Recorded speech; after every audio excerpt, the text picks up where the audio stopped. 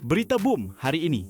Penyanyi Syasha Rizal mengakui Ramadan kali ini memberi makna mendalam apabila dia kembali menjejak kenangan zaman kanak-kanaknya di rumah flat di Kuala Lumpur bersama nenek tercinta Rosie Othman. Lawatan itu turut ditemani suaminya Nasrullah Muhammad Sapi. Syasha atau nama sebenarnya Nursyasha Afiqah Shahrizal berkata, suatu ketika dahulu dia pernah berasa malu mengakui dibesarkan dalam kehidupan sederhana di flat berkenaan. Namun masa mengubah perspektifnya dan kini dia pulang dengan rasa bangga terhadap perjalanan hidup yang membentuk dirinya. Setiap tingkat bangunan tersebut mengingatkannya kepada perjuangan dan kasih sayang yang diperolehi sejak kecil. Syasha turut berkongsi nasihat neneknya tentang erti sebenar kehidupan sekaligus menyedarkannya bahawa kesederhanaan adalah sesuatu yang paling ikhlas dan indah, lebih-lebih lagi dalam bulan Ramadan yang penuh keberkatan.